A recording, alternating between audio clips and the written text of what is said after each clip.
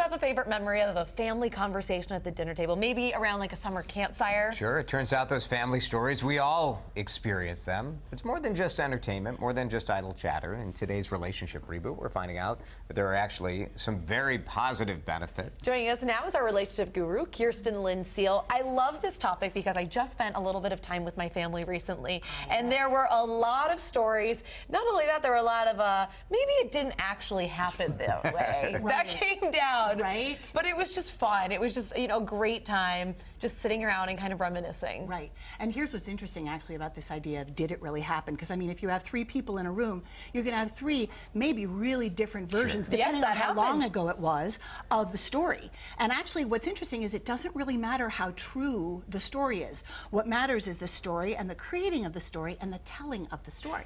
So there's quite a bit of research into this type of storytelling, right? Yes, exactly. And the researchers kind of break it down to 3 different categories of stories that we share? Yeah, so there's like the celebratory stories, sort of, you know, stories of persistence and, you know, you won out in the end. Then there's the cautionary tales, the don't do this. And then there's sort of stories that help create identity. Right? Like, who are you? Who did you come from? What were they like? You know, where were they from? All of these people ask these kind of origin stories, especially all the time. Like, when was the moment you decided to go into journalism? People ask me that all the time. And I do have a story. I can tell you the precise moment. Is that true or not? Is it true for you? It happened. It's true. Right. Is it exactly like, no, it's never the total picture, but that story does, it holds meaning to me. Exactly. And maybe that's part of it too. These stories are good for those of us who are telling them. Very much so. And then they're also good for your kids, right? Because they're going to hear that story. I'm guessing they've heard this story about my kids have heard all of my stories 1 million times. Many times. Dad, we've heard that before. You know, I feel like oftentimes it's the dad, it's my dad in the family who kind of will take the lead on those stories, and it's fun. But I feel like there's some benefit for you, for my dad, for that storyteller. Right. No, absolutely. So that's the interesting thing. So we know the research is really clear that for children and adolescents, there's all sorts of, there's less depression, less anxiety, higher self-esteem. Just by telling these stories? The kids who know more about their family background and have heard more family stories, and here's what's interesting too, the more the parents elaborate on like what happened, like, yes, that was really sad when Grandpa lost his job in the Depression and everybody had to pile into the wagon and go off to California.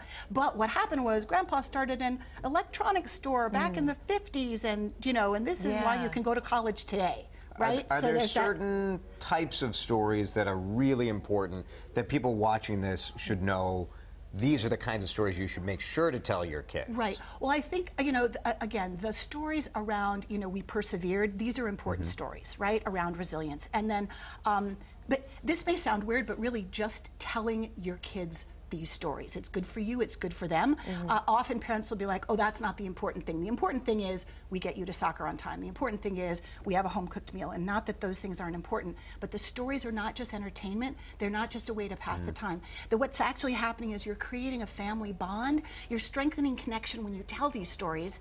And even if you're tired and grumpy, still tell the story. One of my favorite stories is when my parents met each other. They lived in the same apartment building in Boston, and my dad lied and said he didn't have a typewriter and asked to borrow hers. Oh my gosh. So I love that story, and I think I held on to that for years of like, oh, that's how it's going to happen. Exactly. And so so what you know about that is that your father was interested in your mother, and that he came up with something. He concocted something. He concocted a story, even though it was a lie, in order to meet her. But she was so worth it. But she was so worth it. Right. Like, and that's the lesson the kid takes away. Like, wow, there's a real, my parents' love is not just something that we see or maybe don't see in the day-to-day. Exactly. It goes back. Yeah, and then we think about that in terms of how we imagine our futures to be. Right? Like, how will it happen for me? Will I meet somebody that I love? How might that be? Will he be as interested in me as Will he make up a lie? Will he make up a lie? Hey, it worked. It worked. 28, 29 years. Yeah, and it still works there today. We go. Listen up, man. Very good. Yeah. Kirsten, thanks for coming in. I love it. You're welcome.